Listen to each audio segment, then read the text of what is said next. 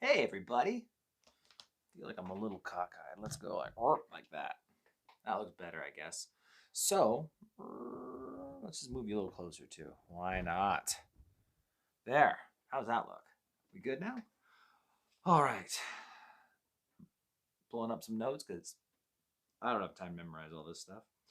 But I got plenty of it, I guess, in my old noggin here. Oh, yes. Much stuff. So, today we're going to talk a little bit about what has become almost the infamous December 25th birthday of Jesus. And once again, as I've mentioned before when we talked about some of the other things like Christmas trees and Santa, my job wasn't to tell you that you're supposed to have a Christmas tree or that you're supposed to have Santa Claus be in any way, shape, or form involved in your Christmas celebrations. Mostly just showing that those things are rooted in Christian traditions that have morphed over the years, and they are today what they are today through a variety of reasons. Next is December 25th, historically the day that the church has celebrated the birth of Christ. By the church, I mean the Western church, because the Eastern church has done it on January 6th for as long as the Western church has done it on December 25th. And today it's not to necessarily tell you that December 25th is the birth date of Christ. I've never met anyone who seemingly knows what they're talking about who has said that December 25th is and must be Jesus' birthday. More than anything, the important thing I think today is just to establish that not only is it likely around the right time, but also it has been founded on God-loving men and church traditions based on Christ, the Word of God, and the like. And so to start off, I want to start by addressing some of the complaints, the issues, the things that I hear tossed out there. First and foremost, we see that people mention that December 25th is the birth date of many pagan gods. And in particular, even Nimrod, who's not really a god, but another character. What's fascinating with this is that pagan gods and deities, Horus, and I mean, you can name the list, it goes on and on. The idea of them being born on December 25th shows up nowhere in ancient writings before 400 AD. So prior to 400 AD, no one ever proposed that a pagan god was born on December 25th. Now, people might say that that's been the case. What I'm saying is that through my research and my reading of many other people who've done a lot of thorough research, you can't find any ancient writing or archaeology that proposes that. So again, we can make claims, but what are they claims based off of? Well, this one dude on YouTube said, well, I've got good news. I've got some good old books right here I'll refer to. Not one of these was written in the 19th or beyond the 19th century. They're all from the 1800s. And the beautiful thing about the 1800s is these guys didn't listen to guys on YouTube. So I'm going to throw this out here too. The idea of Nimrod being involved with Christmas. So you can't find anyone claiming Nimrod being involved with Christmas prior to Alexandria Hyssop's The Two Babylons. This is actually where a lot of the overall Christmas trees, the day of Christmas, many of these controversies started with Alexandria Hyssop's work, The Two Babylons. This was a guy who was, dare I say, out to get maybe the Catholic Church, and he really went through the Bible, and we see Mystery Babylon and Revelation, and we see some ties there to the Catholic Church. But this guy kind of just goes all at it, and he made a ton of claims in his book. And even when it was first released, it was very popular, mostly among people who, had a chip on their shoulder from the Catholic Church. And so they kind of took it hook, line, and sinker. But even at the time it was released, about 100 years ago, a lot of critical scholars were saying, where did you get this stuff from? And Mr. Hyslop didn't have any answers for that. Hyslop. There's Hyslop and Heslop. I really like H.G. Heslop in his book. And I got nuggets of numbers up there. And I've got, here's Sermon Seeds from the Psalms by Heslop. My friend Sean Hausman in Hawaii, we keep going back and forth because he keeps calling Hyslop Heslop. And that's a whole nother story there. Now, next on our line, so we have this. Now, another interesting fact is that there's no real references to people questioning that Christmas came from pagan origins prior to the 19th century. You see, how do you say his name? Porphy? In the 3rd century, 4th century, early on, right? While we had all these early church Christian authors, we also had people who were heretics. They were heretics, but atheists who were fighting against Christianity, and they were fighting against, what goes on in the church. And Porphy is an example. This guy realized the book of Daniel had such accurate prophecies foretelling the future, which was the past by the time the 4th century came around. And so he attacks the authenticity of Daniel. There have been people over the last 2,000 years who have tried to deface Christianity and whatnot, but it wasn't until the 19th century and the higher critics, and then soon later Alexandria Hyslop's book, that we see people questioning why December 25th was chosen by the church. No one ever said they did it because that's when pagans celebrate Saturnalia. Again, historically, no one made that argument up until recently. And the people who lived in the day didn't make that argument. And so, moving on a little bit, I'm going to give you guys, we got a bunch to go over today. This is a topic I spent a lot of time on. And again, I'm going to just keep saying it maybe as we keep going. I'm not telling you December 25th is the day, or that you need to, accept that as the day. But it's highly probable that it's in the right time window. So let's move on. Hippolyus and Clement of Alexandria are two of the earliest people we have trying to date Christmas. Now, Clement of Alexandria, he in his writings, in Stromata, he talks about different possible dates that it could have taken place. Now, Clement of Alexandria was like late 2nd century. Okay, so we're talking about in early 3rd century. Same with Hippolyus. Hippolyus lived from 165 to 235. Now, Clement of Alexandria mentioned there's 4 different dates that people were arguing over which was the birth of Christ. So here we have actually early on, there wasn't a total consensus on what the date was. Hippolyus, I can read to you from the commentary on the book of Daniel that he made. It says, for the first advent of our Lord in the flesh, when he was born in Bethlehem, was December 25th on a Wednesday. And it goes on there talking about Augustus and his timeline and whatnot. Now, this said, Hippolyus, again, he lived 165 to 235. That's those dates are important to keep in mind.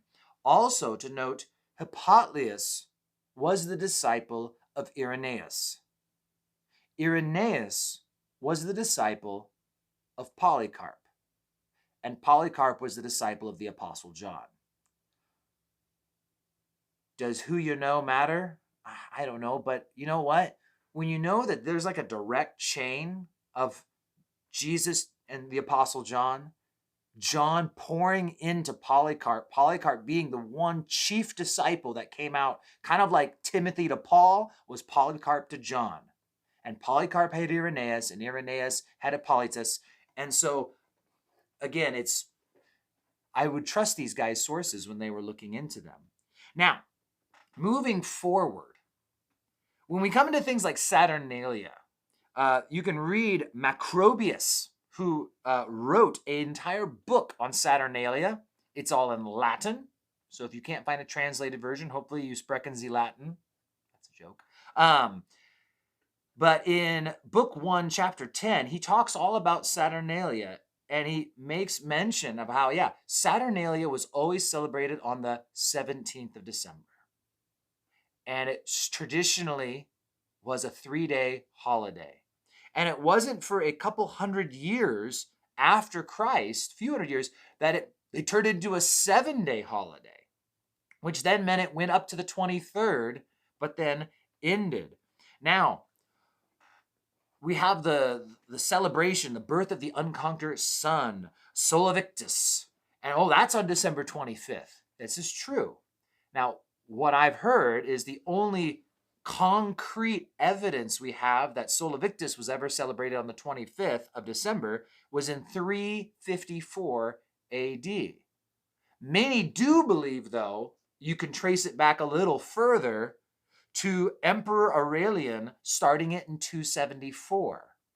So that would predate the Council of Nicaea, okay, early 300s. But again, we still have Clement of Alexandria and Hippolyus making statements 50 to 100 years before that.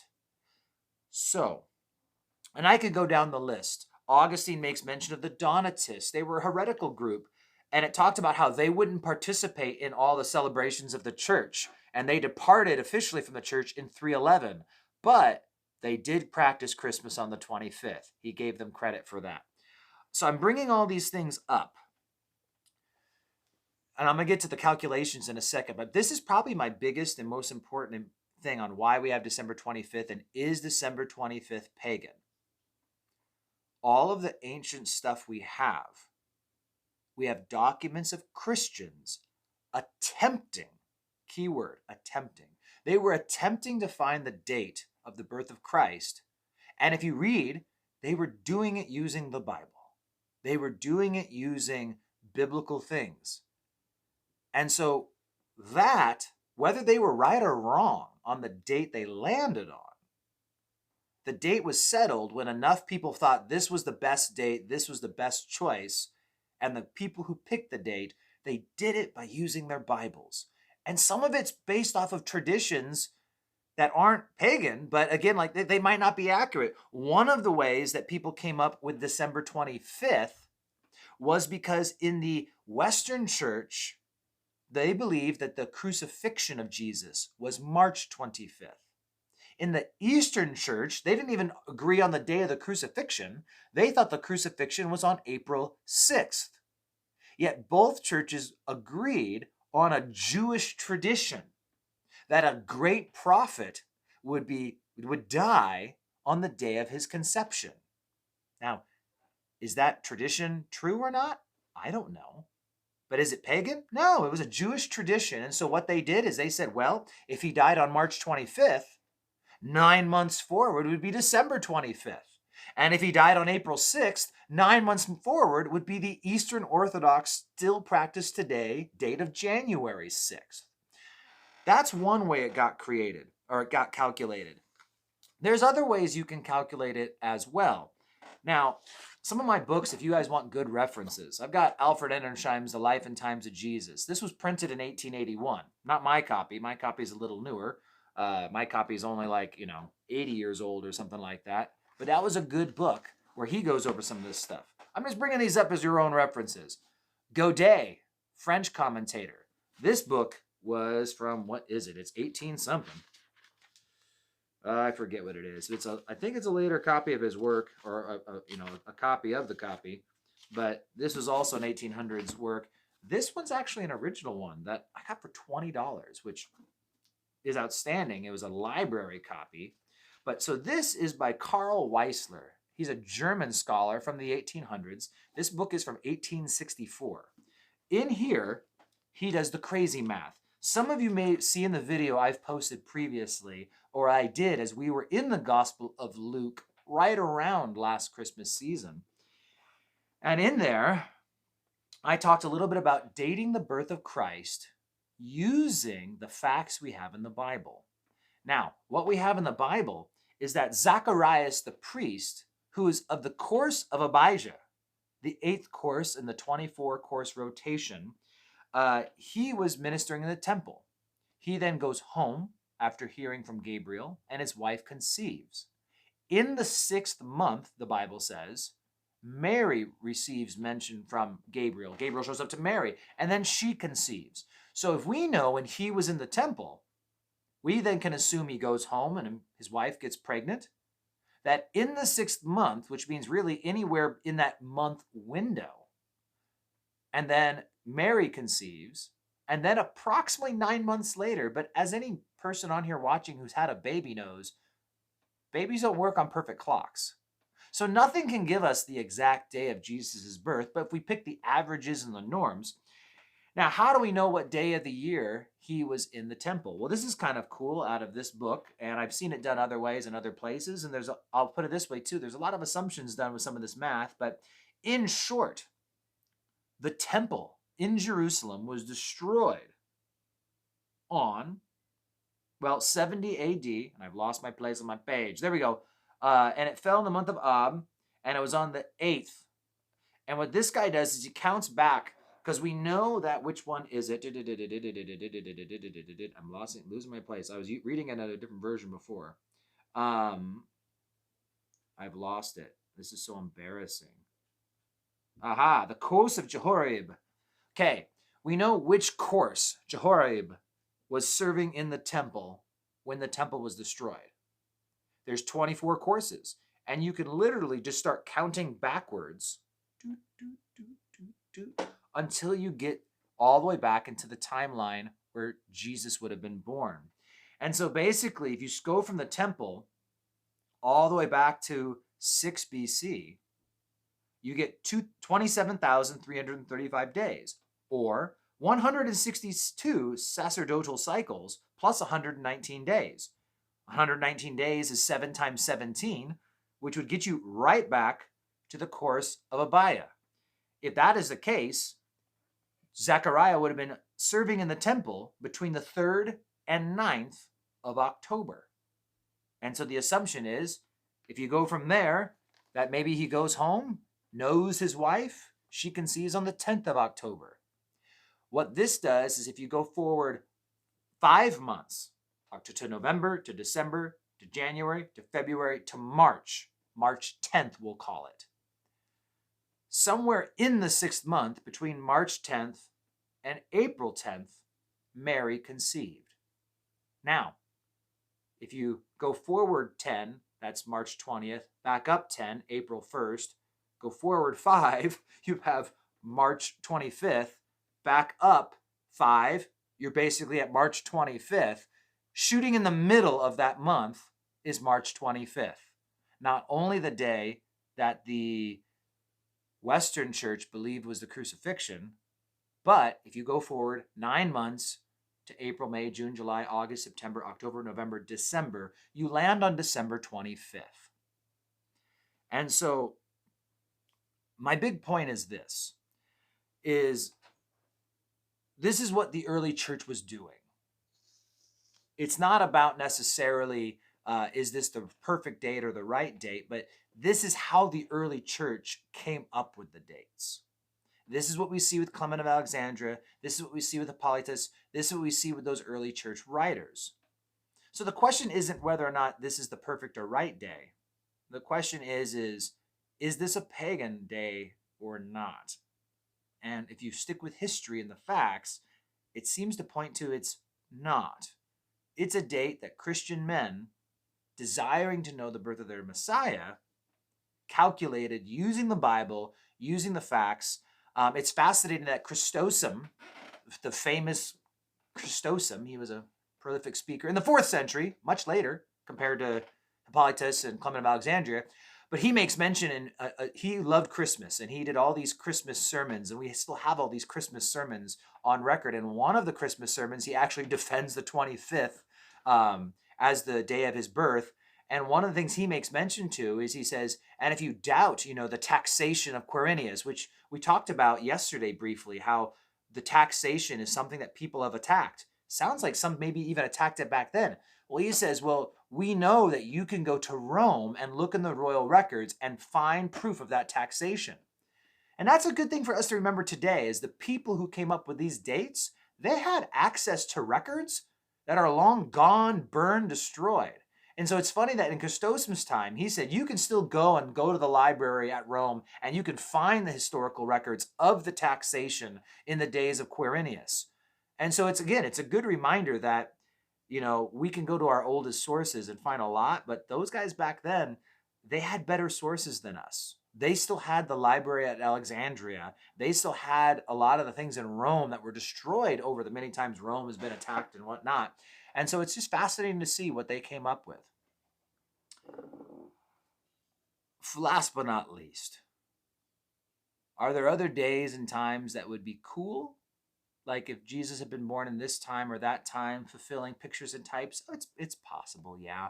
But again, I'm going to lean off of what the early church fathers taught and say, yeah, works for me. It works for me. If they were able to do the math using their resources, I'll take it. But that said, I hope you guys enjoy your Christmas tomorrow. You have a lovely time, and that you keep Christ the center of Christmas. I mentioned it earlier in the week. I'll mention it again right now.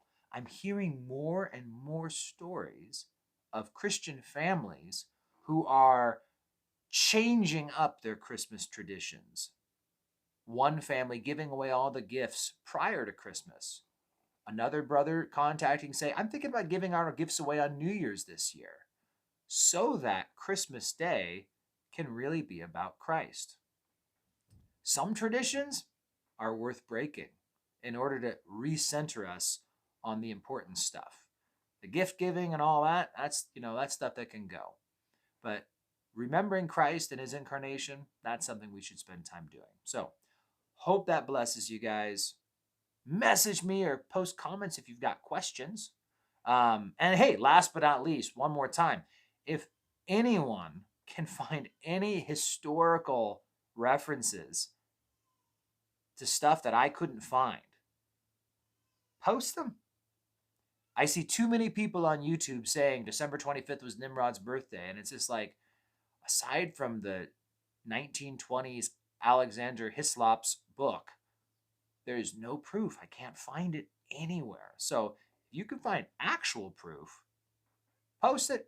I'd be interested, because I always want to know the most accurate thing I can know and be practicing the truth as best as we can. So God bless you guys. Have an amazing day. No live stream tomorrow. Enjoy Christmas. Ooh, Christmas Eve service tonight, though. Revival Church, 6 p.m. You should come. I'm